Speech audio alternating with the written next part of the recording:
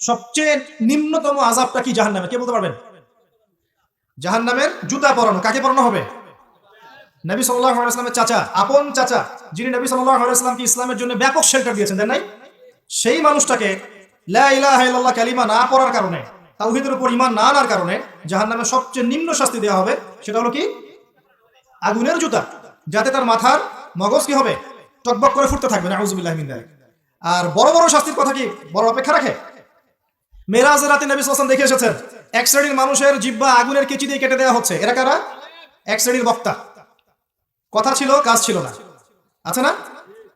আর আমি বলতে চাচ্ছি না যে মাহফিল সংস্কৃতির মধ্যেও ভিতরে কত কি আছে, আমি এটা বলতে চাচ্ছি না।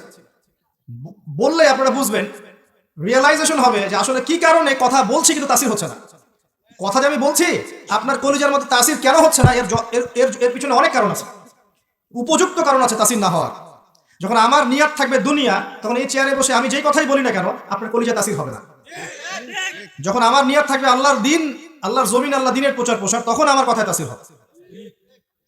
যখন আমার দিন প্রচারের স্বার্থ হবে যে একটা ফ্ল্যাট কিনতে হবে আমাকে এই বছর, জমি নিতে হবে, এই করতে হবে, ওই করতে হবে, দিনে 3-4টা মাহফিল থাকলেও নিতে হবে, কারণ আমার একটা বাজেট ফিক্স করা আছে, এটা আমাকে নিতেই হবে, তখন দেখবেন আমার কথায় আপনার মনে কোনো তাসির হচ্ছে না, কোনো তাসির হচ্ছে না। আল্লাহর জন্য যারা এখানে এসে বসেছেন আর আল্লাহর জন্য যারা এই চেয়ারে এসে বসে, তাদের মাঝে দেখবেন কলবের মধ্যে নূর এবং তাসির হবে ইনশাআল্লাহ। এছাড়া কোনোভাবেই সম্ভব না। অনেক কথা আমি বলতে চাচ্ছি না, প্রসঙ্গে আসেন। আগুনের কেচি দিয়ে কেটে দেওয়া হবে। আল্লাহ পাক আমাকে এখান থেকে হেফাজত করুন, আপনাদের সবাইকে হেফাজত করুন, সবাইকে আমাদেরকে জানা অনুযায়ী আমল করা তৌফিক দান করুন। এক শ্রেণীর মানুষকে দেখে এসেছেন রক্তের নদীতে ফেলে মাথা ফাটিয়ে দেওয়া হচ্ছে। এরা কারা? এর মধ্যে সুদখোর। কে বলতে পারবেন রক্তের নদী কেন, অন্য নদী নয় কেন?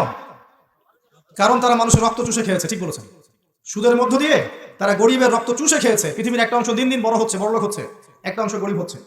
এটা রিবার কারণে, সুদের কারণে। আরো কারণ আছে, আরো কারণ হচ্ছে পেট্রো ডলার, আরো কারণ হচ্ছে আপনার পেপার মানি, এবং আরো কারণ হচ্ছে এখনকার প্রতারণাপূর্ণ ইকোনমিক সিস্টেম।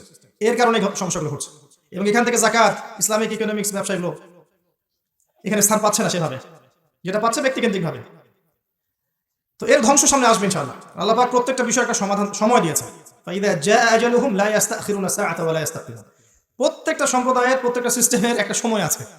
আল্লাহর দেয়া ওই বেঁধে দেওয়ার সময় যখন শেষ হয়ে যাবে, দেখবেন ধাপাস করে পড়ে গেছে, ধুলোয় উড়ে চলে যাবে, দেখবেন নাই।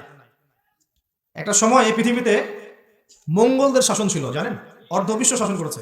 এখন মঙ্গোলিয়া নামে কোনো দেশ আছে, কেউ মাথায় নেয় না, মানুষের মাথায় নাই যে ওটা এরকম একটা জাতি ছিল যারা সারা বিশ্ব শোষণ করেছে। বাগদাদে 40 লক্ষ মুসলিমকে হত্যা করেছে।